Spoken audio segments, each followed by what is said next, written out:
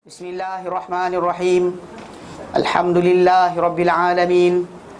Nahmaduhu wa nasta'inuhu wa nastaghfiruh. Wa na'udzu billahi min shururi anfusina wa min sayyiati a'malina. Man yahdihillahu fala mudilla lahu wa man yudlilhu fala hadiyalah. Ashhadu an la ilaha illallah wa ashhadu anna Muhammadan abduhu wa rasuluh. Allahumma salli ala Muhammad wa ala ali Muhammad kama sallaita ala Ibrahim wa ala ali Ibrahim wa barik ala Muhammad wa ala ali Muhammad kama barakta ala Ibrahim wa ala ali Ibrahim fil alamin innaka Hamidum Majid. Rabbi shrah li sadri wa yassir li amri wahlul 'uqdatam min lisani yafqahu qawli, amma ba'. Alhamdulillah, kita bersyukur kepada Allah akan dapat lagi bersama-sama untuk kita meneruskan kelas pengajian kita berkenaan dengan tafsir. Dan kita alhamdulillah pada minggu yang lalu tak ada. Minggu yang lalu saya minta maaf. Minggu yang lalu saya minta maaf, tak ada. Okey, tertidur. Terus terang kan nak kata lain pula. Okey, jadi siapa datang saya minta maaf. Siapa yang datang, semua Allah tulis pahala untuk tuan sekalian yang datang. Okey, jadi kita sampai hari tu yang terakhir minggu sebelumnya kita dah habiskan berkenaan dengan tajuk Suratul Baqarah ayat yang ke 221 terakhir sekali 221 yang benar dalam ayat berkenaan Allah Ta'ala terangkan berkenaan dengan masalah pernikahan pernikahan dengan orang bukan yang musyrik. Pernikahan dengan musyrik, apa yang boleh, apa yang tak boleh dan sebagainya diterangkan. Bahkan dalam tajuk berkenaan disebut berkenaan dengan yang hamba yang beriman tadi lebih baik daripada wanita musyrik ataupun lelaki musyrik. Walaupun orang yang kita kata lelaki atau wanita musyrik tadi mentakjubkan kita, kedudukan dia atau rupa dia dan sebagainya. Maka sebab itu kita kata dan Allah Ta'ala terangkan berkenaan kerana Allah Ta'ala bawa kepada keampunan dan juga syurga.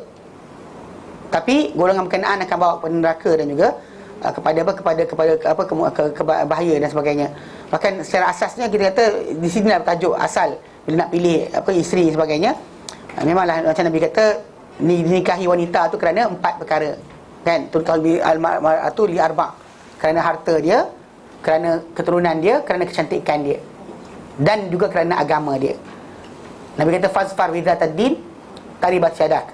Dapatkanlah dengan ada agama, yang punya agama, maka engkau akan bahagia ataupun engkau akan menang, engkau akan untung. Pasal sekarang ni memanglah kita kata, ada orang kata hari tu soalan dia kata empat-empat tu sebut tak? Empat-empat tu adalah kebiasaan daripada kecantikan, harta dan sebagainya. Tapi yang patut dipilih adalah ini. Pasal ini akan melahirkan anak ataupun didikan yang betul pada anak-anak. Walaupun kita kata dalam tajuknya memang ada perbahasan tentang tajuk wanita yang bukan Islam dekat dengan ahli kitab. Kita terangkan itu bahawa dalam kerajaan Malaysia kita punya undang-undang tak boleh benda tu berlaku. Di Indonesia benda tu boleh berjalan. Dan kita kata masalah memang para sahabat Nabi pun berkahwin.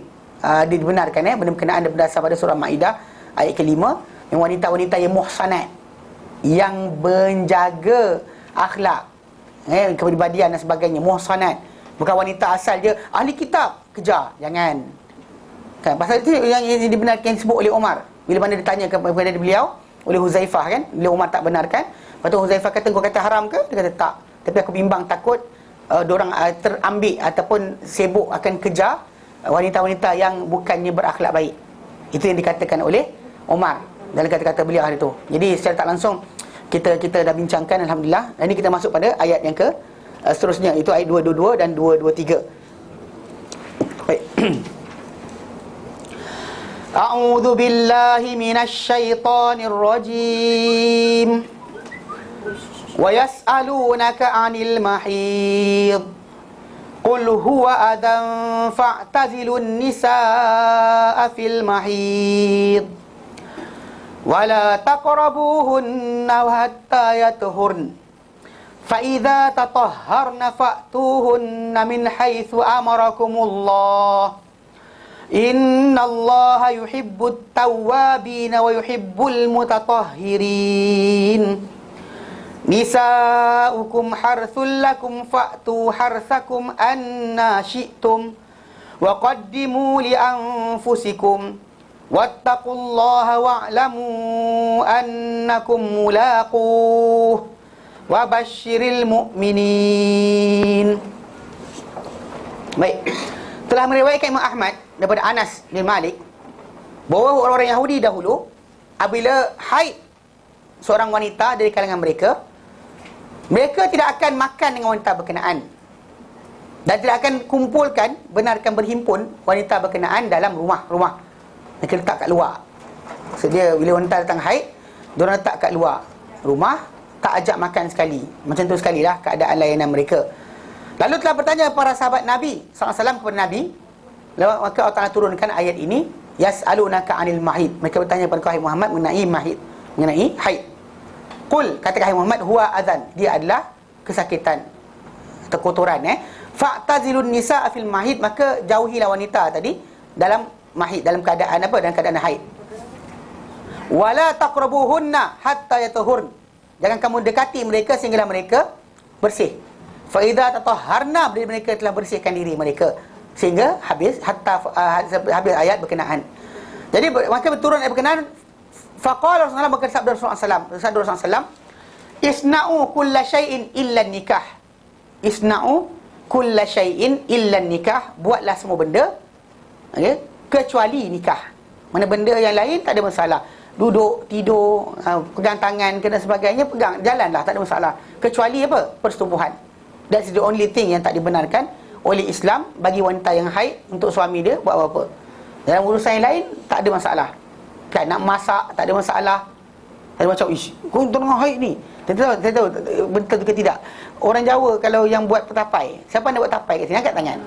Okey. Jadi dia orang kata kalau perempuan yang haid buat tapai, nanti tapai tu akan jadi merah sebagainya. Betul ke?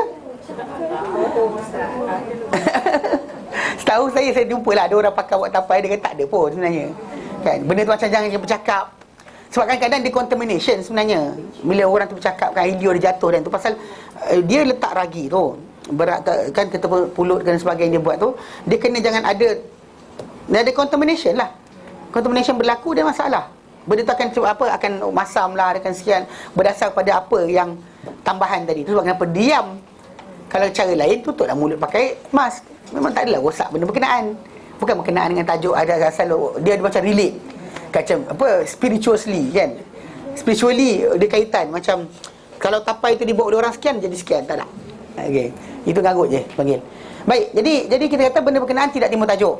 Jadi kita kata maksud dia seorang yang wanita yang haid ini, Rasul kata buat semua benda kecuali nikah aja. Lain benda tak ada masalah. Kan jalan sama, pergi beli barang ke, pergi apa, pulang, buat. Asal jangan dia marah aje. Tadi jangan marah kan. Yang marah-marah lari sekejap. Okey. Jadi telah sampai perkara berkenaan kepada golongan Yahudi. Dia heard apa yang Nabi sabdakan dan sampai mereka. Maka mereka pun berkata, tidak inginkan lelaki ini, tidak ingin lelaki ini Rasulullah lah, untuk tinggalkan sebarang urusan kita, sesuatu pun, melainkan dia akan canggahi kita. Anything yang Yahudi buat, Rasulullah SAW akan buat di opposite. Tu orang kata, dia ni tak ada kerja lain, apa kita buat dia tentang. Actually sebenarnya ketika datang awal sebelum daripada turunnya ayat apa berkenaan dengan apa kiblat, bahkan sebelum datangnya arahan Allah Ta'ala, Nabi SAW memang berharap kalau boleh orang-orang Yahudi tadi datang cepat masuk Islam dengan apa yang Nabi sampaikan yang serupa dengan agama mereka. Hatta cara sikat rambut, tahu tak sikat rambut kan, nak diorang sikat cara macam ni, Nabi pun sikat belah juga, ikut macam diorang. Tapi bila diorang start daripada Allah Ta'ala, arahan Allah Ta'ala suruh tinggalkan mereka, maka Rasulullah SAW buat di opposite daripada apa diorang buat. Anything. Diorang semayang tak pakai kasut, kita semayang pakai kasut. Bukan dalam masjid. Maksud dia ketika mana dalam kawasan-kawasan luar daripada rumah sebagainya, kita kena semayang. Dia semayang lebih kasut tadi. Main bagi diorang tak kena tanggal. Dan kita tak ada. Kita punya di opposite. Nabi canggahi mereka. Apa mereka buat di opposite, kita canggahi. Tapi bila dia jangan boleh macam diorang jaga aurat, kita tanggal aurat kita. Tak. Kan? Mana ada macam tu. Maksud dia jadi opposite daripada apa perbuatan mereka. Hatta cara puasa mereka, ibadat mereka, Nabi SAW tak benarkan serupa dengan mereka. Elakkan serupa dengan mereka. Itu yang kita kata. Jadi dorang perasan dan orang kata tidak ingin lelaki ni, itu Muhammad ni, kecuali tak biarkan apa-apa urusan kita kecuali dia akan canggahi. Okey, canggahi. Lalu telah datang Usaid bin Khudair. Okey, Usaid bin Khudair.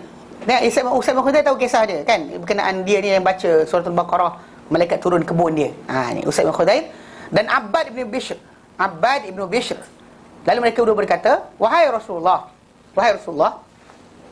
sungguhnya orang Yahudi telah berkata, sungguhnya golongan Yahudi telah berkata sekian-sekian. Telah berkata sekian. Dia kata kita Muhammad ni tak ada benda macam canggahi je kita.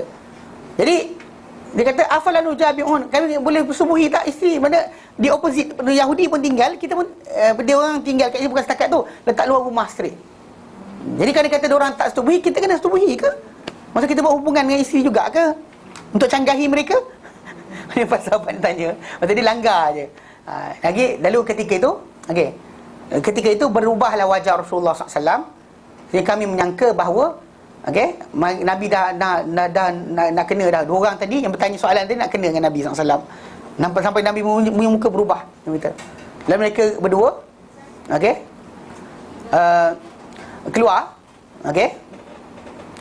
Keluar. Lalu dan juga mereka berdua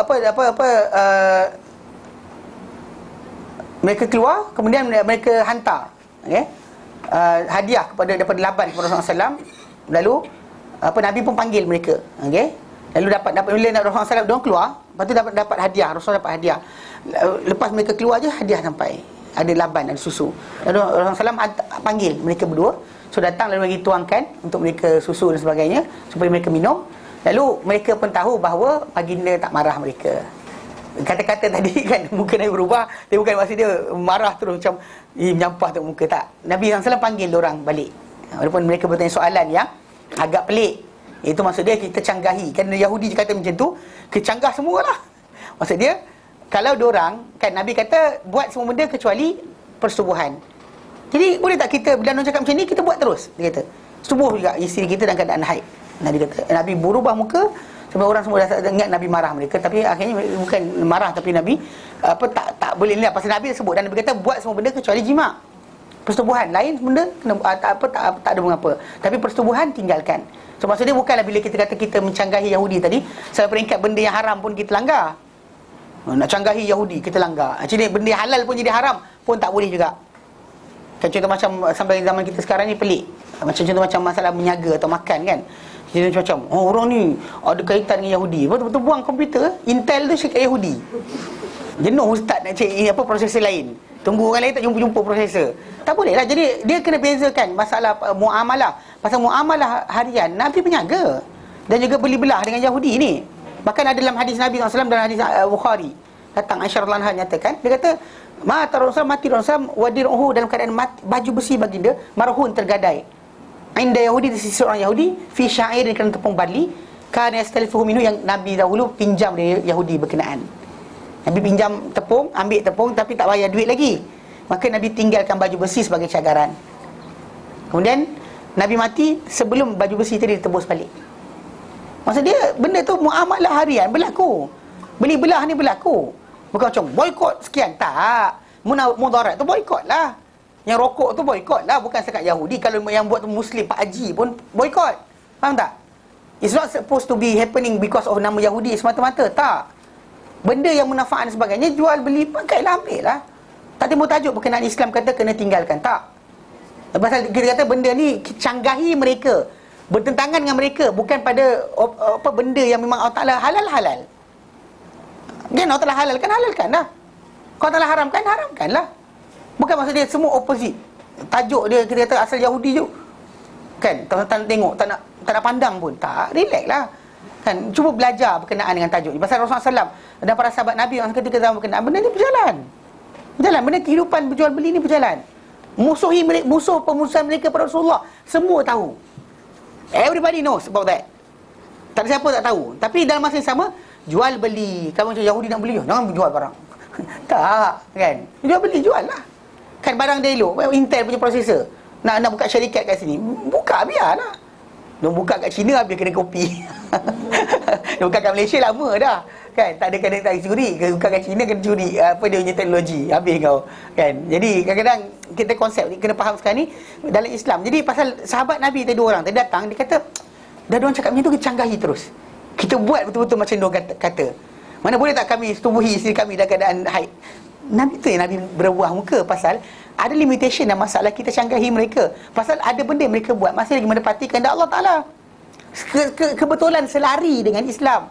Kebetulan masih lagi ajaran Musa, ajaran Isa dan Nabi-Nabi para Bani Israel ada dalam mereka. So anything concerning benda yang betul, cakap ya lah. Kalau benda salah tu je lah. Jangan macam awal-awal nampak je Yahudi tadi. Jelek lah kan? Tapi kalau dia mengajar kita agama, ya jangan kita dengar. Ini peliknya kita mengajar agama, kita pergi Yahudi datang mengajar. Best tu syarahan dia.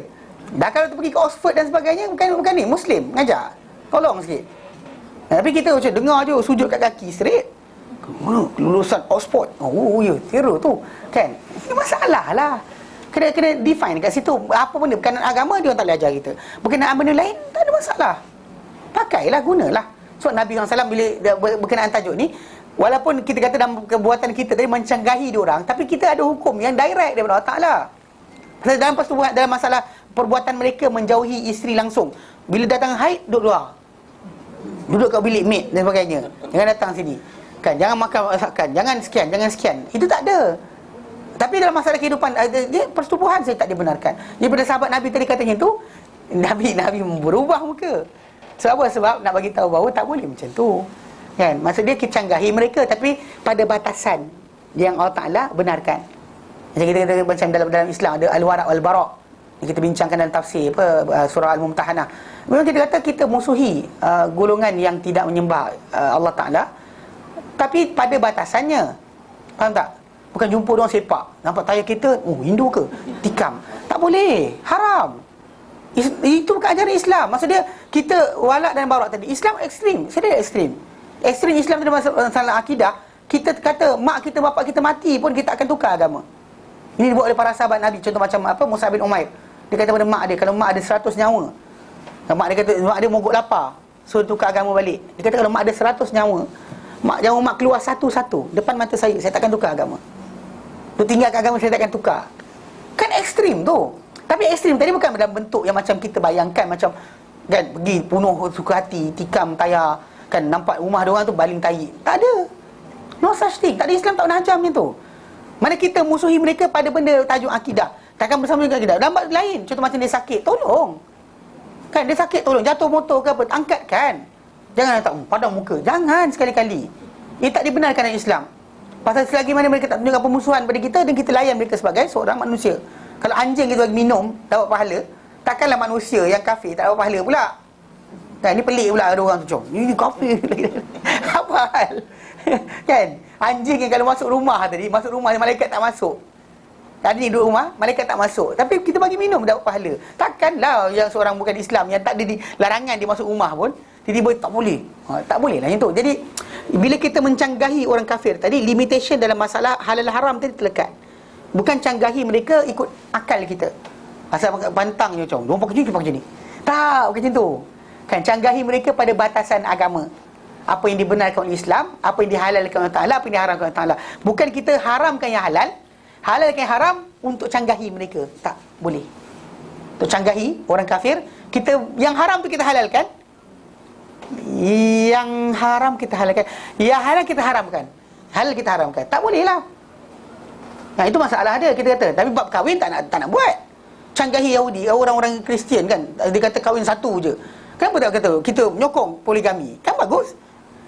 Tak ada pula orang macam kami sokong poligami. Tak ada pun. Kan? Pasal apa? Pasal benda berkenaan. Tak ada contoh macam tu kita follow pula. Faham tak? Jadi konsep dalam Islam ni, kita canggahi mereka, bertentangan mereka dalam batasan. Tu bila sahabat Nabi tadi datang kata, ada orang cakap macam ni, kita kan subuhi pula isteri dalam keadaan haid. Nabi tak suka, Nabi marah. Okay, Nabi ubah muka. Tapi Nabi marah itu je lah. Lepas tu Nabi tak ada macam, lepas tu orang Nabi halau ke, terus datang rumah ke, tak ada. Bahkan Nabi panggil mereka, datang hadiah, mereka panggil mereka supaya mereka datang minum sekali, hadiah yang sampai. Pasal ini cara Islam. Jelas? Jelas? Ada soalan? Ada. Lalu, okey, jadi firman Allah Ta'ala kat situ, fa'tazilun nisa fil mahid i'tizal. Mana jauhilah wanita tadi pada dalam haid. Ini pada kemaluan mereka, pada faraj mereka. Kerana sabda Nabi SAW dan surah Muslim tadi, isna'u kulla syai'in illa nikah. Buatlah semua benda kecuali nikah. Mana anything else ada dalam nikah dan tak apa. Maksud itu yang dikatakan. Dan inilah pendapat pada perkara inilah telah berpendapat ramai di kalangan para ulama dan kebanyakan mereka bahawa boleh untuk seorang itu mubasyarah. Maksud dia membuat hubungan dengan wanita yang haid tadi selain daripada kemaluan faraj. Lain tak ada masalah. Ini berdasar pada pendapat ini, berdasar pada nafas hadis Nabi tadi, buat semua benda kecuali nikah. Itu je. Okay? Maksudnya ini yang pendapat jumhur para ulama, mana boleh, ya. Yang satu dia sebelum mereka suci, kat sini satu gerakan ialah sesudah mandi, ada pula yang bertafsirkan sesudah berhenti darah keluar. Tak sampai lagi. Ni kejap ini sampai insya-Allah. Ini sampai. Pasal mazhab Abu Hanifah dia kata asal berhenti je haid dah boleh dah buat hubungan. Jumhur para ulama kata tak kena mandi dahulu. Nanti kejap sampai. Tak bagi. Okey. Telah meriwayatkan Abu Daud daripada Ikrimah, daripada sebahagian sahabat, sebahagian isteri-isteri Nabi SAW, bahawa Nabi SAW dahulu apabila baginda ingin, okey, daripada wanita yang isteri yang haid sesuatu, baginda akan letak pada kemaluan wanita isteri dia kain, kemudian baginda akan buatlah apa yang baginda buat. Okey, maksud dia seorang lelaki tadi actually dia masih lagi boleh buat hubungan apa, cium isteri dia dan sebagainya, tak menjadi masalah dalam haid. Okey. Dan mereka Ibnu Jarir, ini pasal ini sebelum bersih. Maksud tadi kalau anda dah bersih tadi maksud lain. Ini maksud yang dikenaki di sini adalah persetubuhan tu. Yang soalan akak tu kaitan persetubuhan. Adakah lepas mandi atau hanya berhenti haid saja? Kita tak sampai situ lagi. Jangan depan sikit. Okey. Diriwayatkan Ibnu Jarir daripada Masruq, okey, bahawa Masruq ni dia telah menunggang pergi menemui Aisyah radhiyallahu anha. Lalu dia kata assalamu ala nabi wa ala ahlihi. Okey, dia kata salam ke atas Nabi dan juga keluarga dia. Lalu berkata Aisyah radhiyallahu anha, marhaban, selamat datang. Okey. Lalu izinkan untuk dia masuk menemui Aisyah radhiyallahu anha, tapi macam kita mesti balik tabir. Dia kata apa? Dia berkata, aku nak tanya pada engkau, ya wahai ummul mukminin, dia kata nak tanya mengenai suatu benda dan aku malu nak bertanya. Lalu berkata Aisyah radhiyallahu anha, innama ana ummuka. Aku ni mak engkau, dia kata. Wa anta ibni, dan kau anak aku. Mana maksud dia tanyalah. Jadi memang ketika tu Ummu Aisyah memang dah kita zaman para tabi'in tabi'in datang jumpa, mereka punya umur mereka dengan Aisyah radhiyallahu anha, kita kata dalam konteks umur tadi memang kita kata boleh tahan juga, lanjutlah. Jadi Aisyah ditanya oleh mereka, tapi mereka malu nak tanya. Jadi Masruq nak tanya, dia tanya, Aisyah kata, aku ni mak engkau anak aku. Dia tanyalah, kata. Lalu berkatalah Masruq, malir rajuli min imraatihi wa hiya haid. Apakah untuk lelaki daripada isteri dia ketika wanita tersebut haid? Isteri dia haid, apakah yang boleh? Maksud dia. Faqalat, maka berkata Aisyah radhiyallahu anha, lahu kullu syai'in illa farjuha. Untuk dia semua benda kecuali kemaluan isteri dia. Okay, itu yang disebut oleh Ibnu Jarir At-Tabari dan diriwayatkan hadis ni oleh Tabari dengan sanad yang sahih. Maksud dia kata diriwayatkan makna dia daripada Aisyah radhiyallahu anha, qablahu ba'dahu okey, betul lah. Okey. Maksud dia silap bila Aisyah radhiyallahu anha kata macam ni, dan Aisyah kita tahu bahawa dia adalah isteri Nabi yang paling banyak menegur kalau sekiranya keluar fatwa-fatwa yang salah berkaitan kehidupan seorang suami dan sebagainya, hatta macam itu macam puasa. Abu Hurairah radhiyallahu anhu pernah keluarkan fatwa mengatakan barang siapa bangun subuh dalam keadaan junub, maka tiada puasa untuknya. Maksudnya azan subuh bunyi, dia masih lagi junub, maka tiada puasa untuknya. Padahal Aisyah pun tegur. Aisyah kata ajaibnya Abu Hurairah. Aisyah kata dahulunya Rasulullah SAW bangun pagi dalam keadaan junub dan subuh, kemudian fajar, kemudian Nabi SAW mandi dan juga bagi teruskan puasa. Tak timbul tajuk berkenaan dengan junub tadi menjadikan seorang itu tidak boleh berpuasa. Tak dimestikan untuk orang tersebut mandi wajib, melainkan kerana dia nak solat. Dikatakanlah dia kata dia terjaga kemajuan terlewat ke terjaga sekalipun, junub dia tadi actually tidak membatalkan puasa dia. Baik. Okey, jadi Aisyah radhiyallahu anha kata macam tu, dan kata-kata Aisyah dalam kata tajuk ini dianggap sebagai marfu'. Walaupun kita ada fatwa dia kerana dia adalah orang yang antara orang yang paling dekat dengan Rasulullah sallallahu alaihi wasallam dalam tajuk ini. Sebab itu bila Aisyah radhiyallahu anha tegur macam hal ihwal dalam rumah, dalam bilik maka benda tersebut didahulukan. Macam bab mandi wajib, bila Ibnu Umar radhiyallahu anhu kata barang siapa wanita yang ada tocang ke ada sanggul, kena urai, buka semua sanggul untuk mandi wajib. Jadi Aisyah jawab, ajaibnya Ibnu Umar, kenapa dia tak suruh botak je perempuan? Dia kata ni dia sentiasa jawab macam tu. Sampai ada ulama karang buku khas berkenaan dengan tajuk perkara-perkara atau masalah-masalah yang Aisyah radhiyallahu anha buat ulasan kepada buat teguran kepada para sahabat lain. Para sahabat cakap ini, dia cakap di opposite. Dia boleh cakap dia lebih didahulukan pasal dia duduk dengan Nabi dalam rumah. Orang nampak apa luar rumah, dia nampak apa dalam rumah.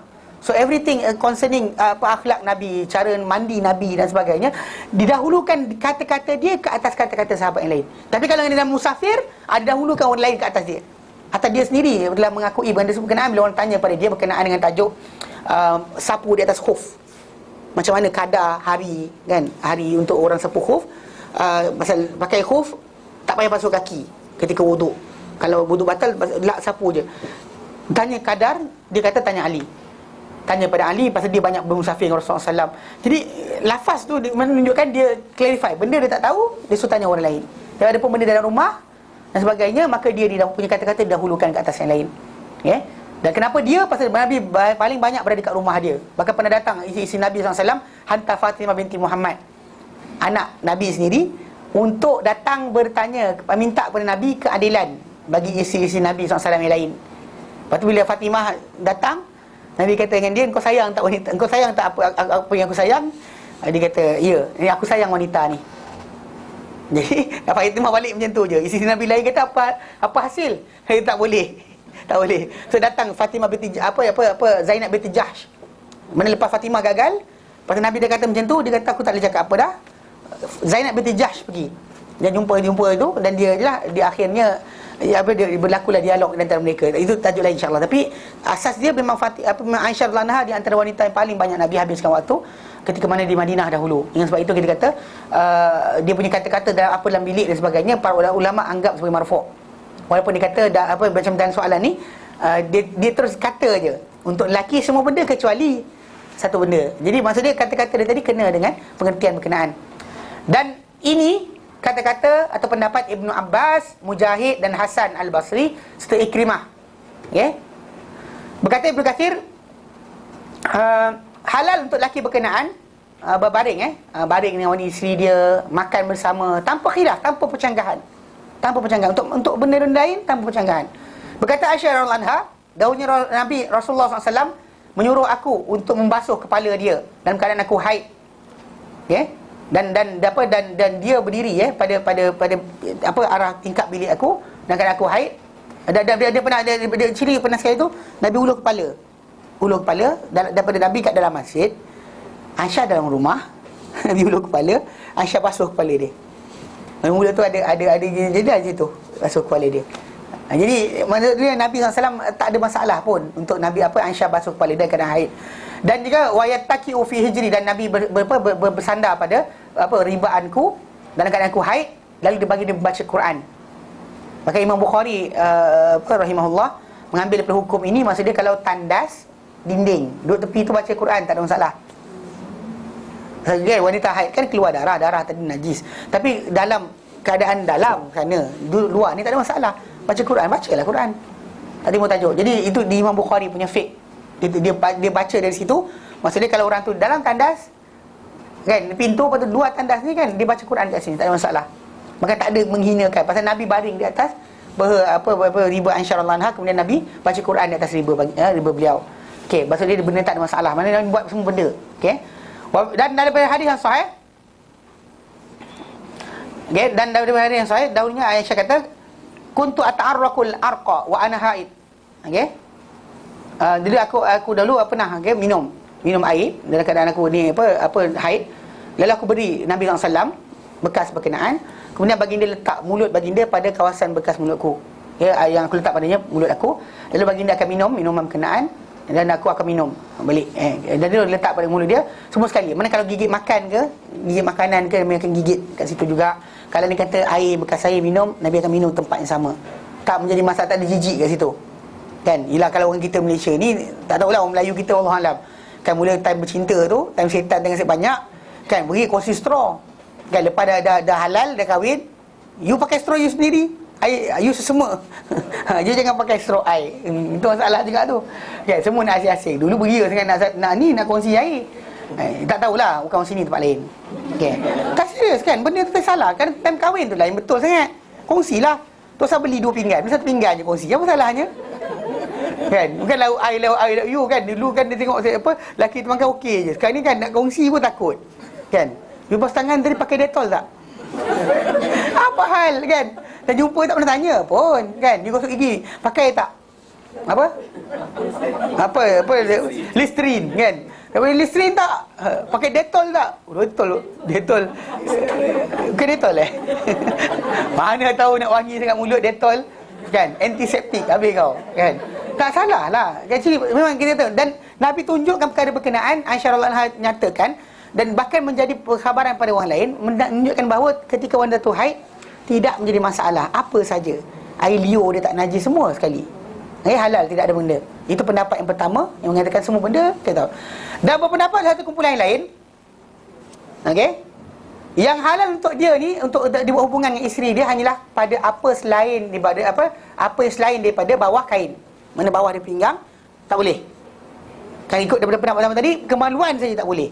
Yang ni kata tak, bawah pinggang. Anything bawah pinggang semua jangan kacau. Okey?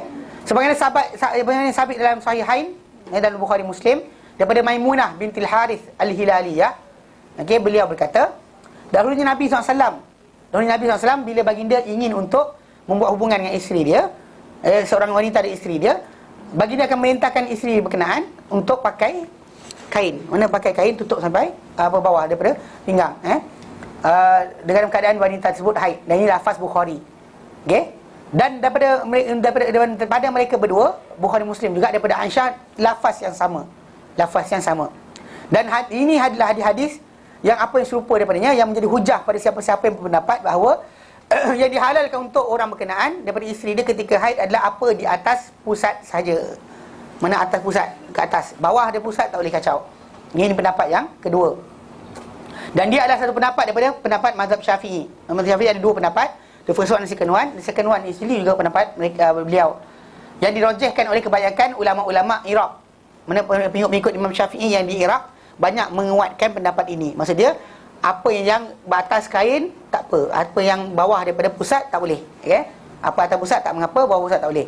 Yang ini telah telah bersepakat para ulama di atas pengharamannya itu, dikata kerana kemaluan tadi, itulah yang haram sebenarnya. Daripada poin lain sebenarnya itu tak disepakati. Kawasan mana lain dia itu. Mana yang ada kata bawah pusat tak boleh dah, ada kata bawah pusat pun tak apa, kecuali kemaluan saja. Okey, jadi dan kemudian siapa-siapa yang melakukan perkara berkenaan, maka dia telah berdosa. Maka siapa yang buat hubungan isteri dia pada kemaluan isteri dia, maka dia telah berdosa. Maka dia hendaklah minta ampun kepada Allah Ta'ala dan bertaubat kepadanya. Maka adakah kalau sekiranya orang berkenaan terbuat juga hubungan dengan isteri dan keadaan haid, apa patut dia buat? Adakah kena kafarah atau tidak? Padanya ada 2 pendapat. Ini tajuk dia. Ini saya pernah ingat lagi sekali. Kawan saya cerita, dia kalau kat Malaysia ni mungkin orang tak tahulah dia reti berkias ke tidak. Ada dulu seorang wanita, dia telefon ulama dekat adalah kat Yaman, dia telefon tanya soal jawab agama. Tapi dia tanya soalan je tahu. Dia nak bagi tahu berkenaan dengan apa masalah perangai suami dia. Dia tak cakap direct. Dia kata suami saya buat apa tak. Dia kata macam ni, dia kata suami saya, dia kata biasa ikut jalan pergi Babul Yaman. Dia kata ikut jalan sekian. Tapi sekali jalan tu becak. Kan becak hujan, jadi dia pergi ikut jalan satu lagi. Boleh ke tidak? Dia cakap macam tu. Banyak ulama tu pula faham. Dia tak ada tanya jalan apa, bukankah tak ada, tak kata. Dia tak cakap. Dia kata apa? Dia kata ulama tu kata cakap pada suami, kamu bertaubat, istighfar, minta ampun Allah Ta'ala, dan jangan buat lagi. Kan, yang ikutlah jalan sekian-sekian, tunggu kering dahulu, kan, baru pergi balik ikut jalan yang sama. Jangan ikut jalan satu lagi. Dia cakap macam tu. Mana dia faham apa pengertian yang dikendaki dengan lafaz tersebut. Kita punya kat Malaysia ni tak tanya langsung. Kan? Ada juga tanya direct kan? Dia telefon. Tak nampak muka tak? Ada jawapan juga. Ya? Kafarah bayar. Ini sekarang kita baca. Okey. Baik, ini 2 pendapat. Kalau orang tu buat salah satu di antaranya, jawapan pertama adalah ya. Kenapa? Kerana diriwayatkan oleh Imam Ahmad dan juga ulama-ulama yang ahli sunan, maksud dia Tirmizi, Nasa'i dan lain. Daripada Ibn Abbas radhiyallahu anhu, daripada Nabi SAW, mengenai orang yang mendatangi, datang pada isteri dia dalam keadaan haid, Nabi kata yatasaddaq bi dinar atau nisfi dinar, dia kena bersedekah dengan 1 dinar atau separuh dinar. Jumlah 1 dinar tadi adalah bersamaan dengan 4.25 gram emas. 4.25 gram emas So dia nilai sebut dalam 100 berapa? Entah berapa ratus? Berapa ratus? 1 dinar, 1 gram 130, 140 lebih kurang kan? Kali 4 lah. Dia kena bersedekah dengan nilai berkenaan atau separuh dinar. Okey. Dan lafaz Tirmizi, jika sekiranya darah yang dia hubungan isteri dia, darah tu adalah merah, maka 1 dinar.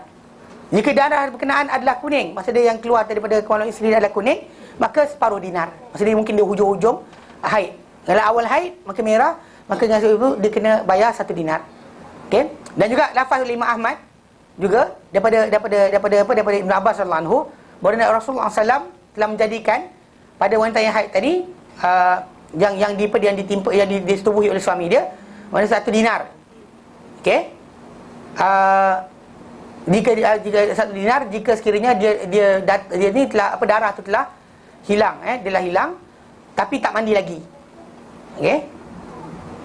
Telah hilang, tapi tak mandi lagi. Fa in asabaha wa qad adbara dam anha wal taqtasil. Okey, maksudnya kalau dia kata wanita tadi masih lagi ada haid, maka 1 dinar. Kalau wanita tu dah habis haid tapi tak mandi lagi, maka dia kena setengah dinar.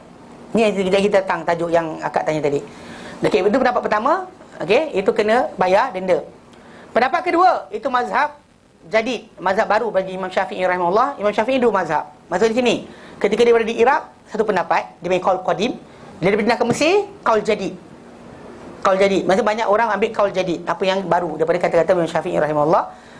Dia itulah mazhab jadid daripada mazhab Syafi'i, dan ia adalah qaul jumhur, keseluruhan para jumhur para ulama daripada mazhab-mazhab yang lain, bahawa tidak ada apa-apa ke atas orang berkenaan, bahkan dia kena minta ampun kepada Allah Azza wa Jalla saja, kerana tidak sah daripada mereka, di sisi mereka diangkat hadis berkenaan kepada Nabi SAW. Mana hadis tak sahih di sisi mereka sampai kepada Nabi SAW.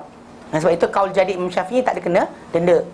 Dengan kata jumhur, bahkan ini pendapat jumhur, ia tidak ada datangkan daripada Nabi SAW secara direct lafaz yang tu. Bahkan yang lafaz marfu' tadi ada dipercanggahkan berkenaan kesahihannya. Okay, faham Kalau dia kata orang tu nak beramal dengan hadis tadi, jaga-jaga dan beramal dengan hadis tadi lebih baik. Faham tak? Mana daripada kan takut terlanggar hadis Nabi, baik jangan langgar hadis Nabi dan buat tu je.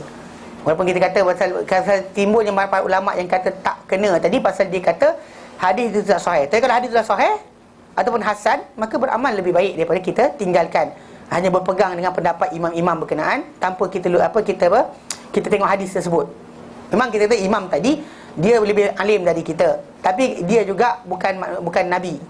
Dia boleh salah, boleh betul. Kalau dia tersalah keluar fatwa, dia dapat pahala 1. Kalau dia betul, dapat 2. Tapi kita dinilai berdasar pada ketaatan.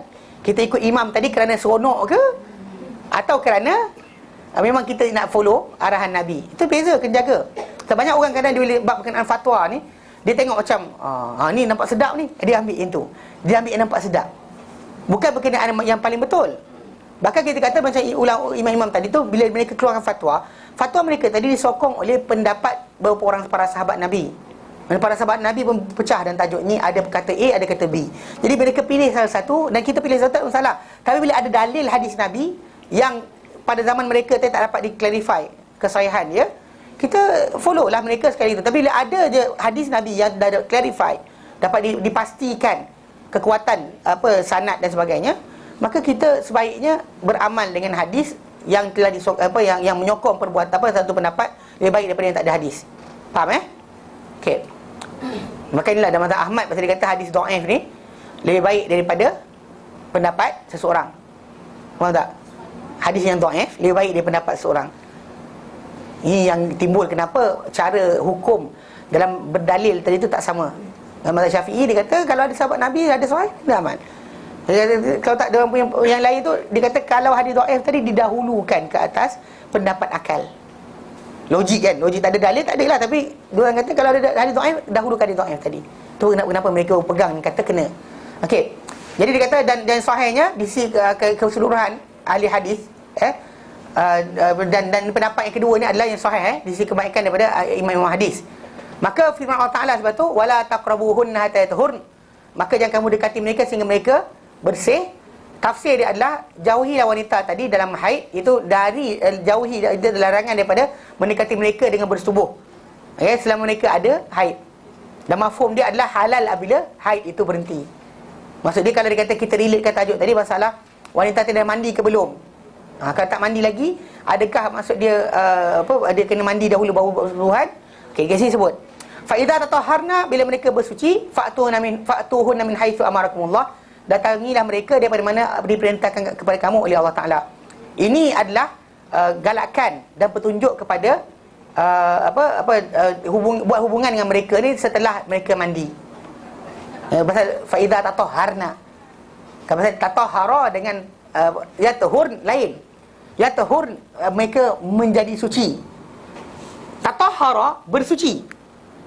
Dia pendapat ini dia bezakan di antara kenapa ada fatwa yang katakan bahawa kalau mazhab Abu Hanifah, dia kata sebaiknya wanita tu habis sahaja haid, kering je haid dia, tak mandi lagi pun dah halal. Adapun kalau jumhur ni lah, dia kata bersih tu tadi lebih, benda mandi tu lebih baik daripada dia tak mandi. Digalakkan dan Ibn Hazm Az-Zahiri pula berpendapat kepada wajib persubuhan setiap kali lepas sekali haid. Dari segi dalil actually yang pengertian yang berkata mandi lebih baik. Cuma dia kata benda tu wajib ke tidak, jawapan lain lah. Pasal wanita tadi kalau dia kata dalam keadaan dia tidak, orang kata dalam keadaan hadas, contoh kalau dia kentut ke dan sebagainya, dia tidak suci kan, suami dia boleh je buat hubungan dengan dia, bukan kena ambil wuduk dulu. Wuduk dulu yang pergi, tak diajar macam tu. Maksud dia wanita tadi tak ada mesti bersih kan. Jadi suami pula, contoh macam dalam keadaan junub kan, dia boleh dengan isteri pertama kemudian isteri kedua kan, tak ada disuruh mandi dulu. Jadi tak ada tajuk berkenaan dengan masalah tu. Tapi haid itu bersih, ya kemaluan tadi bersihkanlah. Jangan tak ada dengan darah dan sebagainya ada kat situ, kesan darah, bersihkanlah. Tapi masalah kena mandi ke tidak, jawapannya di sini yang kita kata benda tu digalakkan lebih daripada berbanding dia wajib. It's actually digalakkan, ditekankan. Nak kata wajib tidak. Dia beza dengan masalah ni. Jadi tapi Ibn Hazm lagi pelik. Dia kata apa? Bila bersih je mesti buat hubungan. Mana tanya gini dia bersih belum? Bersih. Dia automatik jadi macam tu. Bila faedah fa'tuhunna, masa dia kata ambil utuhunna tu adalah sebagai arahan wajib. Kan Ibn Hazm kan dia ambil wajib je. Dia ambil zahir. Zahir lafaz maksud dia wajib. Memang kita kata dalam Islam, kita kata perintah asalnya untuk wajib. Tetapi benda ni maksud dia benda yang asal kita dah buat. Tapi kita tertahan kerana sebab. Hilang sebab maksud dia boleh balik, bukan mesti. Macam kita kata macam hari Jumaat lah. Kan bila imam kan, bila Allah Ta'ala nyatakan Al-Quran surah Jumaat. Kan Allah Ta'ala nyatakan ayat terakhir surah Jumaat. Fa idza qudiyatis salah, bila habis je solat, selesai solat. Fantashiru fil ardi, kan arahan. Bertibaranlah kamu di muka bumi, di bumi. Wa bataghu min fadlillah, dan cari perkelebihan Allah Ta'ala. Tapi bukan maksud dia kita jumpa orang kat masjid kita halau. Lepas tu tengok pakcik tu duduk. Pakcik tak dengar ke firman Allah Ta'ala? Fantashiru fil ardi, sebat ambil rotan lepuk, keluar. Pakcik kata saya baca Quran ni kan, tak boleh keluar. Kalau ambil zahir jadi masalah halal kat sini. Sebab kenapa bila kita faham dalam Islam arahan asalnya wajib, tetapi tengok para sahabat faham macam mana, what they understanding tadi tu. Bagi kita dalam Islam ada ijma' tadi, kefahaman mereka tentang dalil tadi, wajib ke, sunat ke, haram ke, harus ke dan sebagainya. Bukannya maksudnya benda berkenaan kita ambil physically, macam apa, literally apa yang kata fa'tuhunna maka kena. Macam Ibn Hazm Az-Zahiri dia kata berpendapat Ibn Hazm Az-Zahiri kepada wajib untuk menyetubuhi, bersubuh selepas setiap kali haid. Mesti ada persubuhan dibuat, dia kata. Kerana firman Allah Ta'ala fa idza tatahharna fa'tuhunna min haitsu amarakumullah. Bila kamu bersih saja, maka datanglah kepada mereka daripada mana arah Allah Ta'ala perintah kepada kamu. Dan tidak ada untuk Ibn Hazm dalam perkara berkenaan sebarang sandaran daripada hadis Nabi SAW. Kerana amaran tadi datang setelah mana larangan. Amaran datang lepas larangan, dia maksud dibolehkan semula. Benda halal makan, benda-benda boleh buat. Macam kita lihat bertebaran di muka bumi halal. Datang azan, kan tinggal wadarul bai', tinggalkan jual beli. Datang. Kemudian Lepas daripada sembahyang Jumaat, dah di hari selesai sembahyang, maka larangan tadi diangkat semula. Dan boleh buat balik apa yang kita buat. Bukan maksud dia benda tu mesti keluar. Pakcik tu nak duduk dalam masjid, biarlah. Marah pula pakcik tu. Tak taat perintah Allah Ta'ala. Kan? Mana ada, kan? Dan okey, dalam perkara ini ada beberapa pendapat oleh ulama usul. Dan antara mereka ni ada mengatakan wajib secara mutlak.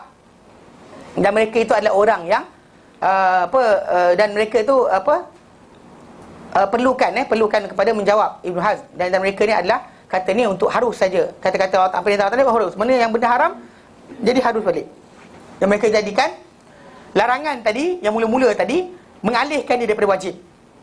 Okey. Dan yang bangkit daripada ini adalah dalil bahawa yang menolak hukum apa yang datang kat atasnya sebelum larangan. Balik pada hukum larangan. Sebelum larangan hubungan isteri apa? Okey, berkadang asal dia adalah wajib lah. Kalau dia kata kalau keperluan, kalau tidaklah. Berdasar pada keperluan sebenarnya. Kalau wajiblah, kalau digalakkan. Pasal dalam surah At-Taubah ayat ke-5 kan. Maksudnya fa idzan salakhal ashhurul hurum faqtul musyrikin. Bila habis saja bulan-bulan haram, maka perangilah orang-orang musyrik. Bukan maksud dia mesti bunuh. Maksud dia halal kalau nak berperang. Dihalal maksud dia boleh berperang. Okey?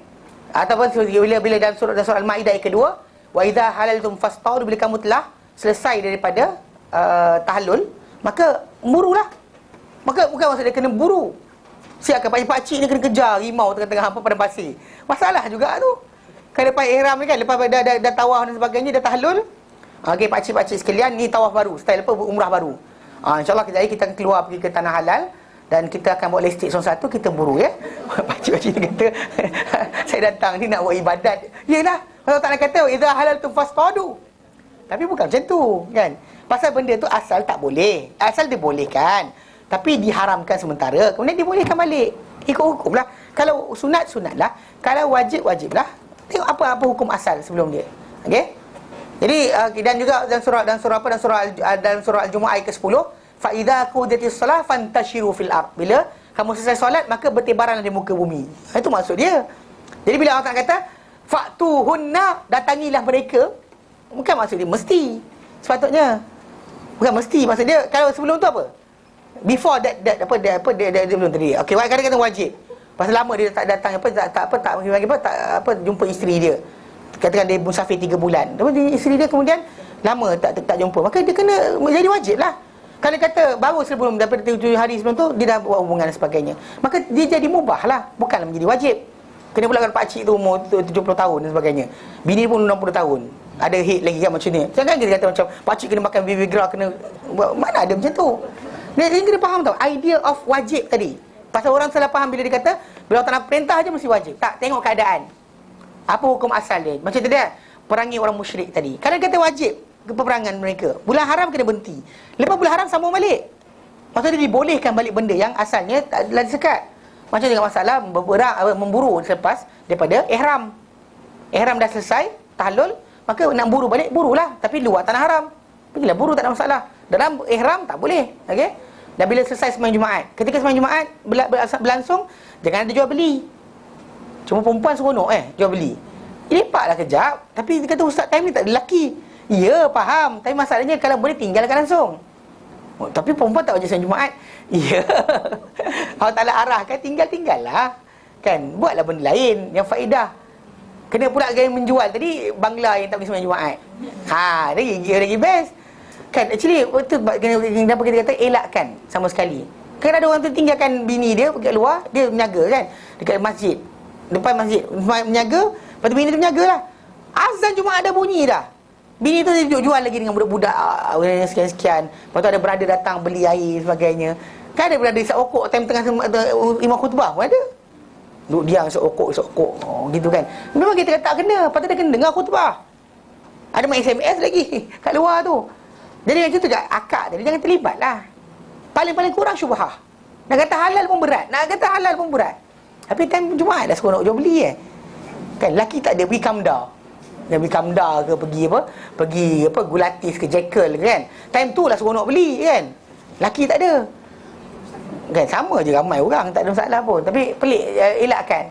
Mana bila azan tu dia berkumandang kan, idza nudiya li solat min yaumil Jumaah, fas'au ila dzikrillah. Maka bersegera mengingati Allah Ta'ala. Wa dharul bai', tinggalkan jual beli. Urus-niaga yang macam tu tak usah buat. Okay. Cuma ada beberapa ulama kata kalau perempuan jual juga tak mungkin, tak mengapa. Wallahu alam. Secara asasnya benda berkenaan elakkan. Pasal ayat Al-Quran bila tunjukkan kepada kita yang beriman, tak kira lelaki perempuan semua kena. Ya? Okey. Baik. Yalah, orang kata yalah perempuan tak wajib sembahyang Jumaat. Iyalah, tapi janganlah pula sibuk depan tu juga. Dan time tu lah dia sibuk kan, kat masjid India tu, kat situ lah sibuk keluar masuk kedai. Ni berapa ni? Jumaat wanita ada sembahyang Jumaat. Nah, tu itulah. Sebenarnya kita kat Malaysia ni tak ada ni. Tapi kalau suruh perempuan sembahyang Jumaat juga, payah juga tu. Sekejap, nanti. Dia benda tu tadi sebenarnya kita kata tak wajib. Tapi kalau mereka hadir, ya. Ada masjid-masjid menyediakan sembahyang Jumaat, pergi. Contoh macam hari Jumaat dekat Masjidil Haram kan, memang tempat wanita tu ada. Pergilah. Ni pergi lepak pula dulu macam, tak wajib pun lepak dalam hotel. Buat apa? Makan kismis. Makan macam cedik kan, tak kerja lain. Pergilah semayang. Bila ada tempat wanita semayang, pergi semayang. Yang kita lepak pula tak nak pergi. Tapi bila tak ada masjid yang sediakan untuk wanita, tak apalah. Tapi jangan pula pergi habiskan masa berkelewang time tu. Kan? Seronok kan bergayau. Tawaf lelaki tak ada. dan atau pendapat inilah adalah pendapat yang dihimpunnya dalil. Maksud dia tidak wajib kan, tapi dia menjadi harus saja berdasar kepada hukum sebelum. Apa hukum sebelum? Okey. Dan ini adalah yang sahih. Dan telah bersepakat para ulama bahawa wanita apabila bersih terputus saja haid dia, tidak yang dikatakan yang inilah di pendapat mazhab Syafi'i tadi. Tidak halal untuk wanita berkenaan sehinggalah dia mandi dengan air atau bertayamum. Kalau air tak ada, dia tayamum, dan actually after that baru suami dia boleh buat hubungan. Okey. Dan ini wa in ta'azzara zalika 'alaiha bi syartihi. Okey, jika jadilah uzur ke atas dia untuk dengan syarat lah apa yang patut dan sebagainya. Melainkan Abu Hanifah saja yang berkata, yang berpendapat bahawa pada berkenaan apabila terputus saja darah dia dan ataupun banyak haid dia, maka yang bagi dia 10 hari lah. Lepas 10 hari je, maka halal untuk wanita berkenaan dibuat hubungan pada dia semata-mata dengan putus saja haid. Putus haid, berhenti saja haid, putus haid lain. Tu menopause okay. Itu lain. Maksud dia wanita tadi berhenti saja haid, maka halal bagi dia dan tak perlu mandi. Ni pendapat Abu Hanifah. Jumhur kata kena. Abu Hanifah kata tak apa. Pasal itulah kita balik pada ayat Quran tadi, hatta yatahurn, sehingga mereka suci. Fa idza tatahharna, bila mereka bersuci saja, fa'tuhunna min haitsu amarakumullah, maka datangi mereka daripada arah mana Allah Taala perintahkan kamu. Actually wording tadi, sebaiknya mandi dulu. Walaupun pendapat Abu Hanifah tadi macam kita kata, dikata benda galakkan dan sebagainya, but still kan benda dari segi asasnya dengan kotoran yang ada, tak sepatutnya dia buatlah. Okay, bahkan seorang wanita tadi dan Islam memang bila dia selesai daripada haid, macam Nabi ajarkan sendiri macam mana cara patut dia bersuci dan sebagainya. Bahkan diajarkan oleh Nabi SAW macam mana mereka patut ambil kapas dan sebagainya, dia letakkan minyak wangi dan sebagainya, letakkan pada kawasan darah itu keluar. Ini apa yang Nabi tunjukkan. So actually dengan konsep itu, maksud dia memang patut dia bersih dari dahulu, berbanding dengan dia ambil pendapat Abu Hanifah yang mengatakan hanya bersih putus je haid, maka terus dia buat hubungan. Itu ada benda, actually benda tu tadi ada sikit ni lah. Pasal kita terbimbang kata kuman ataupun bakteria dan sebagainya akan menjadi galak untuk menimbulkan penyakit. So actually better. Okay, benda sebut. Wallahu alam ni kata-kata yang disebut oleh Ibnu Katsir. Ni telah dinukilkan pendapat berkenaan. Dan berkata Ibnu Abbas radhiyallahu anhu, hatta yatahurn, sehingga mereka bersih daripada darah. Fa idza tatahharna, bila mereka bersuci itu dengan air. Okay? Maksudnya bila mereka bersih daripada darah. Hatta yatahurn, sehingga mereka bersih daripada darah. Sehingga mereka bersih itu daripada darah. Dan bila orang kata fa idza tatahharna, bila mereka bersuci itu dengan air. Demikian dikatakan oleh Mujahid, Ikrimah, Hasan al-Basri dan juga yang lain-lain. Okey?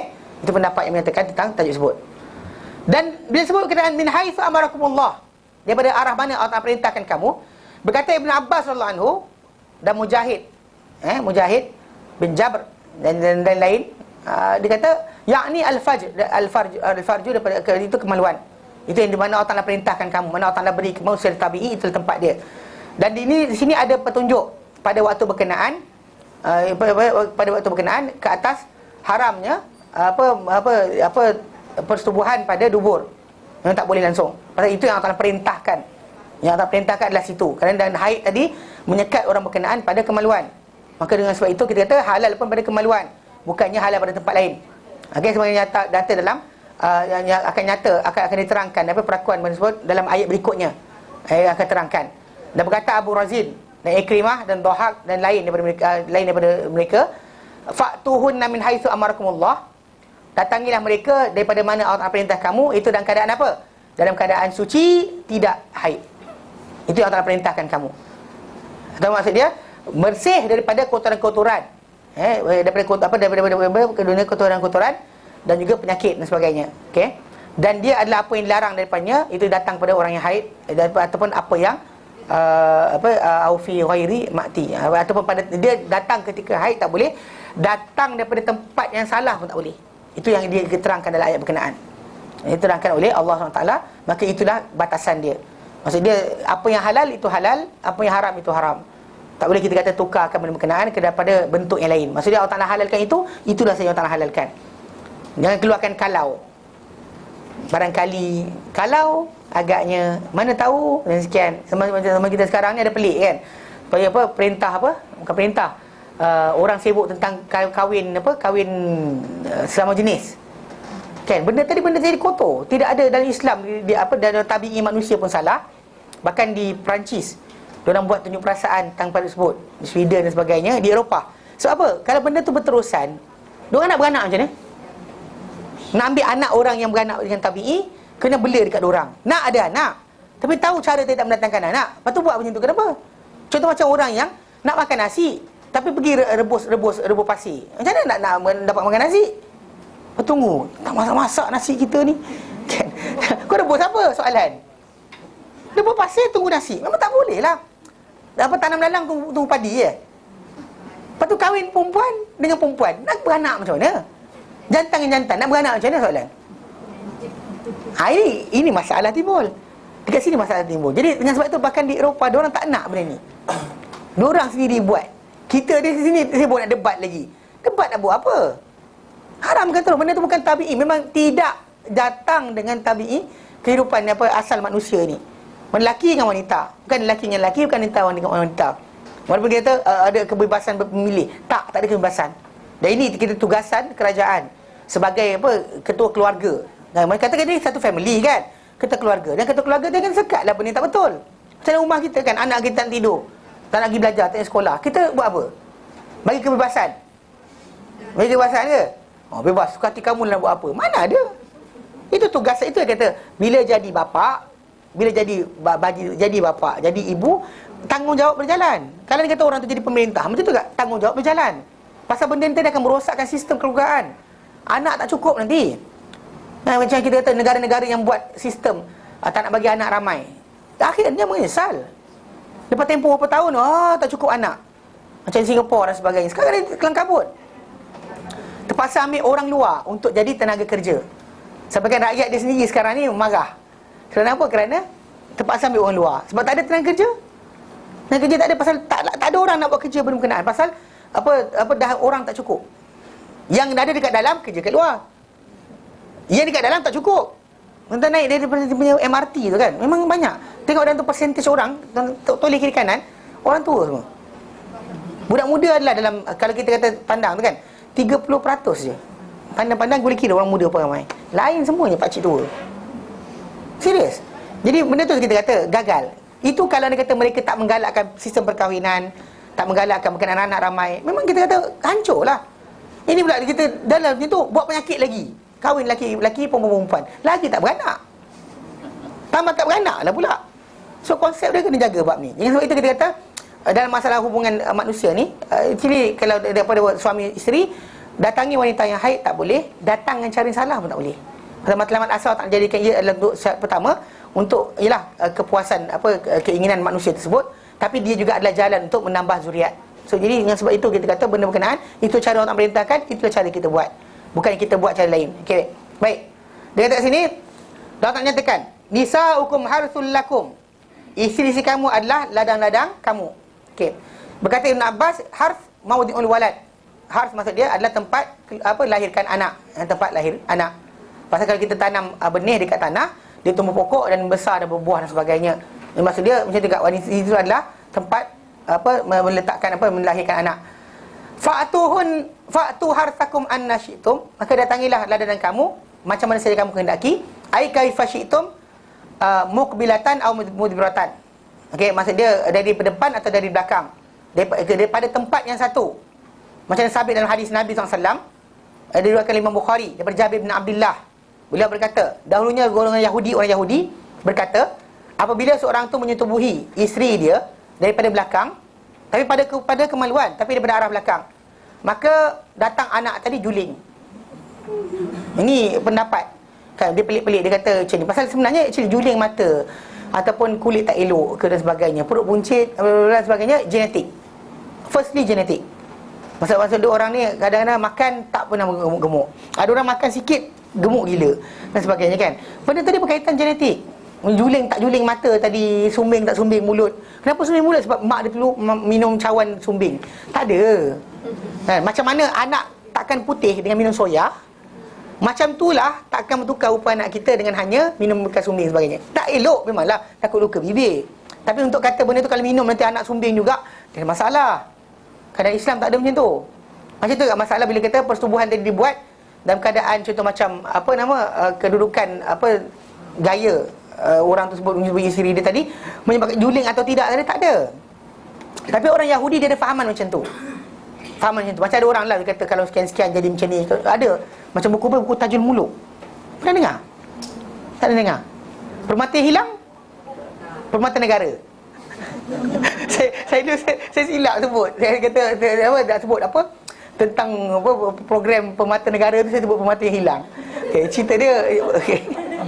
Lawak juga. Di buku ni buku orang Melayu kita punya, tak macam-macam benda lah. Cara hubungan isteri dan sebagainya, diajarlah apalah, ada bacaan ini, bacaan itu dan sebagainya. Enggak macam benda. Memang Nabi ada ajar doa pada seorang yang nak menyebut isteri dia. Itu orang tu, Nabi kata bila orang tu datang isteri dia, sebutlah bismillah dengan nama Allah. Allahumma jannibna minasyaitan, ya Allah jauhkanlah daripada kami syaitan, jauhkanlah daripada kami syaitan. Wa jannibi syaitan ma razaqtana, dan jauhkanlah syaitan daripada apa kau rezeki pada kami. Actually ini doa yang kita panggil apa bersih, tak ada fahaman pelik-pelik dan sebagainya. Nabi ajarkan. So maksud dia Nabi kata kalau itu takkan dimudaratkan dia dan keturunan dia daripada syaitan. So kalau terhasil dengan persetubuhan tadi dapat anak tu akan dilindungi syaitan. So itu antara yang Nabi ajarkan. Tak ada Nabi dan tak ada kemudaratan yang lain berkenaan dengan hari atau waktu atau masa atau gaya dan sebagainya menyebabkan cacat anak atau rosak anak dan sebagainya, tidak ada. Kalau orang tu beramalkan doa tadi, tak ada masalah. Bukan tak beramal dengan doa tadi kan, pergi datang ke isteri tadi bismillah tidak apa tidak dan sebagainya, kemudian dapat anak nakal, degil tak nak cakap, jangan salahkan orang lain. Ya, ada orang kata dia jugalah mulut yang agak tak elok. Dia budak tu nakal nak bersalam, mak apa kau tak baca doa ke gitu. Kan nakal garut kan, mak apa kau tak baca doa ke ketika bersubuh dulu kan. Actually konsep ni kita tak ni. Kalau anda kata syaitan ganggu, ya, dari segi konsep berkenaan dengan cara hidup wanita orang berkenaan. Tapi dari segi masalah orang kata cacat, tidak. Cacat, sumbing apa dan sebagainya, anak itu jadi Allah yang tentukan. Untuk jadi anak ada macam ni, kangan macam mana, kaki cukup ke tidak, jari terlebih ke tidak, itu aturan Allah Ta'ala, tak ada kaitan dengan masalah pergerakan dia atau duduk di kat mana ketika dia buat hubungan dengan isteri dia. Okey, jadi maka turunlah ayat ini menyatakan nisa'ukum harthul lakum fa'tu harthakum anna syi'tum. Isteri kamu adalah ladang-ladang kamu, tempat kamu menuai menanam bercocok tanam untuk anak. Maka datangilah ladang kamu daripada mana saja kamu kehendaki. Maksud dia tak kira daripada depan ke daripada belakang ke dan sebagainya, asal pada tempat yang Allah Ta'ala perintahkan. Diriwayatkan Muslim dan Abu Daud dalam hadis Muawiyah bin Haidah Al-Qushairi bahawa beliau telah berkata, Ya Rasulullah, nisa'una, isteri-isteri kami, ma na'ti minha wa ma nadhar, apakah yang kami boleh datangi pada mereka dan apa yang kami kena tinggalkan. What is permissible for us towards them, ataupun apa yang tak boleh, dia tanya. Lalu dia kata qala, Nabi kata harsuka, Nabi kata ladang kamu, tanaman kamu, tanah tanaman kamu. I'ti harsaka anna syi'ta, datangilah ladang kamu macam mana kamu kehendaki. Ghaira, melainkan alla tadribal wajh, melainkan kamu janganlah pukul muka. Wala tuqabbih, yang kamu burukkan dia. Dan sebagainya. Wala tahjur, dan yang kamu panggil apa? Pulaukan. Tahu pulaukan? Pulaukanlah. Dia jauhi dia, jauhkan dia. Illa fi bait, kecuali dalam rumah aje. Maksud dia ambil kat pasar raya, tinggal kat pasar raya, tak balik, tak boleh. You degil cakap you tinggal kat luar rumah, tak boleh. Dia dua side. Maksud dia pulaukan isteri tadi. Maksud dia pulau, okey? Dan maksud dari Islam Nabi kata la yahilu bil muslim, tidak halal seorang muslim ayah juru akhafu qasalas, tak boleh seorang muslim, tak halal seorang muslim ni pulaukan saudara lebih 3 hari. Faham maksud tak bercakap. Maksud dia kalau lelaki tak nak bercakap dengan isteri pun dalam rumah tu sahaja. Maksud dia jangan tinggalkan isteri dia lari keluar rumah, salah. Pulaukan isteri kan, ai geram dengan isteri ai, dia nak lepak hotel, salah. Kan? Maksud dia, ataupun dia kata tinggalkan isteri, dia tinggalkan isteri tepi jalan, dia balik rumah untuk pulaukan, salah. Tinggalkan isteri kat rumah, kan? Rumah apa, kalau boleh jangan rumah ni lah. Maksud dia secara tak langsung mesti rumah dia sendiri. Nak pulau-pulau, tapi pulau dalam rumah. Maksudnya ini di antara dignity yang ada pada wanita tadi. Kalau dia kata pulau kat luar, dia tanya benda, buat tahu. Dia orang nampak tepi jalan macam mana? Dalam rumah aje. Nak buat benda tak pulau kan dalam rumah. Jangan pulau kat luar. Nyampang suami gitu kan. Dia suami lah biasa buat, isteri mungkin tak kisah kot. Kan dia actually dia lembut sikit, cepat sejuk. Laki ni kalau dia menyampah teruk sangat, sampai tepi jalan pun nampak muka dia macam nak bunuh orang.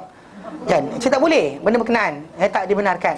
Maksud dia seorang suami tadi, Nabi kata datangilah isteri kamu, mana daripada mereka kamu kendaki, janganlah kamu pukul mereka muka wajah, jangan kamu burukkan mereka, dan burukkan masakan dia, burukkan apa benda sebagainya, tak lipat baju ke, jangan burukkan dia. Okey, dan janganlah kamu pulaukan mereka kecuali dalam rumah aje. Luar rumah dan sebagainya, tinggalkan tepi jalan tak boleh. Tengok tepi highway tu ada seorang akak tunggu, kenapa suami tinggalkan? Masalah juga. Jangan. Okey. Dan hadis ini diriwayatkan oleh Imam Ahmad juga, ahli sunan. Kalau mereka Imam Ahmad daripada Abdul Rahman bin Sabah bin Ibn Sabit, qala, beliau berkata, aku telah masuk menemui Hafsah binti Abdul Rahman bin Abi Bakrin, anak Abdul Rahman bin Abi Bakrin, kira cucu Abu Bakar. Lalu aku berkata, inni sa'iruki an amrin, aku tanya kau satu perkara, wa inni astahi an as'alak, aku tapi aku malu nak tanya kau. Qalas, dia berkata la tastahi, jangan kamu malu. Dia kata, ya bena akhi, wahai anak saudaraku. Dia masa dia datang jumpa anak Abdul Rahman bin Sabit, jumpa dengan mak saudara dia. Dia kata qala ityanun nisa fi adbarihinna, mendatangi wanita daripada arah belakang mereka.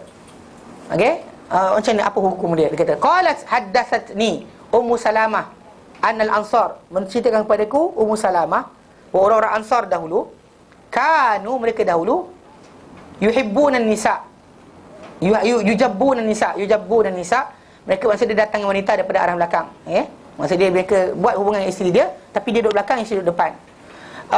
Wa kanatil yahud, dan dahulu orang Yahudi taqulu, berkata, innahu man jabba imra'atahu kana waladuhu ahwal, siapa yang datang isteri daripada arah belakang, maka anak dia akan jadi juling, lahir juling. Lalu apabila datang orang-orang muhajirin ke Madinah, nakahu fi nisa'il ansar, mereka kahwin dengan wanita-wanita Ansar. Lalu orang-orang muhajirin pun buat benda berkenaan, mereka buat benda berkenaan pada isteri mereka. Jadi memang bila orang-orang Ansar dahulu buat, kemudian orang Yahudi kata diorang berhenti. Sedangkan ahli kitab bercakap macam tu, diorang pun tinggalkan perbuatan tadi. Pasal diorang terkesan, orang-orang Ansar ni dahulu, sebelum muhajirin datang, kehidupan mereka ni banyak terkesan dengan kata-kata Yahudi. Macam ada macam orang di Masjid Quba, kan Nabi kata bila Allah Ta'ala puji mereka, dalam masjid itu ada orang yang suka bersuci. Jadi Nabi tanya mereka berkata, dahulunya kami diajarkan jiran-jiran kami di kalangan Yahudi untuk beristinja dengan air. Jadi mereka sentiasa istinja dengan air. Jadi lepas itu maksud dia dipuji oleh Allah Ta'ala, dan mereka belajar berkenaan daripada jiran mereka Yahudi. Jadi termasuk di antara benda fahaman yang mereka belajar adalah, kalau buat benda berkenaan nanti anak juling, maka diorang tinggalkan. Bila datang orang muhajirin berpindah ke Madinah, dan mereka berkahwin dengan wanita-wanita daripada Ansar, dan mereka buat hubungan daripada macam yang dilarang oleh Yahudi tadi, atau dikatakan datang anak juling tadi, maka isteri dia telah enggan untuk mengikuti perintah dia, perintah suami dia. Suami dia kata diam, nanti dia kata tak boleh pasal takut anak juling. Dan isteri berkenaan berkata lan taf'al dzalika hatta, dan tidak melakukan wanita berkenaan macam tu sehinggalah datang Nabi SAW. Lalu telah masuk Ummu Salamah menyebut kepada dia perkara berkenaan. Okey, lalu dia berkata ijlisi, dakhaltu ala Ummu Salamah. Maka berkata cucu Abu Bakar tadi dijumpa Ummu Salamah dan disebut perkara tersebut kepada Ummu Salamah. Lalu faqalat, berkata Ummu Salamah, ijlisi, duduk, hatta ya'ti Rasulullah, sehingga datang Rasulullah. Falamma ja'a Rasulullah, bila datang Rasulullah SAW, istahyatil ansar, telah malu orang Ansariyah, untuk Ansar, untuk menanyakan perkara berkenaan. Fakharajat fakharajtu fahaddastu Ummu Salamah. Lalu aku pun keluar, aku cerita pada Ummu Salamah benda berkenaan. Faqalat, berkatalah Ummu Salamah kata gitu, id'i, panggillah al-Ansariyah, wanita Ansar masuk. Dia kata fadu'iyat, lalu mereka pun dipanggil. Fatala 'alaiha hadhil ayah, lalu dia Ummu Salamah baca pada mereka bila dia tanya soalan tadi dan cerita tadi sampai Rasulullah SAW, lalu baginda baca kepada mereka ayat ini, iaitu nisa'ukum harthul lakum fa'tu harsakum anna syi'tum. Okey, mana maksud dia, datangilah isteri kamu adalah ladang kamu, maka datangilah ladang kamu daripada mana kamu kendaki, itu daripada tempat yang sama, tempat yang satu. Dia kata Imam Tirmizi, dan beliau berkata hadis ini adalah hasan. So maksud dia itu adalah pasal kata-kata Yahudi tadi mempengaruhi sebagai umat Islam, maka Allah Ta'ala turunkan Al-Quran untuk membetulkan fahaman ini. Pasal benda sebenarnya pasal tidak ada pantang larang sebenarnya kecuali kerana Allah Ta'ala. La hima illa lillah wa rasulihi. Ini ada hadis yang datang, tidak ada pantang larang kecuali kerana Allah dan Rasulnya. Kalau ada larangan Allah Ta'ala dan Rasulnya, maka tinggalkan. Ada kesihatan, tinggalkan. Dan terbuktilah, bukannya kesihatan yang direka-reka. Macam orang kata apa, tak boleh makan organ dalaman, nanti akan sakit. Nak dengar ayat ni? Organ dalaman, jantung, hati, limpa, perut dan sebagainya. Betul? Okey. Apa yang anda semua rasakan, betul ke salah benda tu? Itu macam dengar sini. First thing first, tak ada yang kata haram. Bahkan hadis Nabi SAW menyatakan, dan hadis SAW berkata apa? Uhillas lana maitatan wa daman. Dihalalkan untuk kita dua bangkai, dua darah. Amal maitatan, adapun dua bangkai itu, fassamak wal jarad, dia adalah ikan dan belalang. Wa amad daman, adapun dua bangkai, dua darah berkenaan, fal kabidu, hati, liver, wat tahal, dan juga apa? Limpa. Dan bahkan Nabi SAW dibakar untuk baginda oleh para sahabat. Bakarkan untuk Nabi SAW ni perut kambing untuk Nabi makan. So tak timbul tajuk macam, kalau makan nanti akan rosak ni lah, benda bla bla penyakit. Nabi makan. So jadi bila orang tu kata tak boleh, itu dia datang dalil mana? Tapi banyak orang kata, orang siapa makan organ dalaman akan kena penyakit kanser, akan punya penyakit dalaman. Saya dengar ayat tu. Sikit tak sahih. Tapi orang dia macam-macam ikan yang makan ikan dengan apa dah? Ayam, daging. Siapa kata Nabi tak bagi? Pertama sekali Nabi jarang-jarang makan ikan. Itu masalah dia. Ikan bukan ada kat Mekah tu, Madinah kan, bukan dekat tepi pantai tangkap ikan, tak. Diorang tahu ikan tu apa. Tapi jarang sekali. Tiba-tiba datang kita makan ikan dengan daging. Nabi tak benarkan. Siapa kata Nabi tak benarkan? Kan, makanlah. Jangan melantak banyak sangat tu je cerita dia. Tapi peliknya orang kita suka ceritakan benda bukan. Datangkan dengan idea tadi, kononnya kalau buat ini jadi ini, kalau ini jadi ini, kalau ini jadi ini. Tak boleh. Dengan sebab itu kita kena pegang satu benda. Tidak ada pantang larang kecuali Allah dan Rasulnya. Kalau ada berkaitan dengan kesihatan, doktor kata tak elok, jangan buat. Kan? Macam orang dulu kita, Melayu kita, kalau dia kata anak tu apa demam, pergi selimutkan lagi. Alasan dia kena bagi peluh je sihat. Salah tu. Kan? Rosak otak tak apa pasal. Patutnya simbah dengan air. Bahkan hadis Nabi ajar sejukkan dengan air.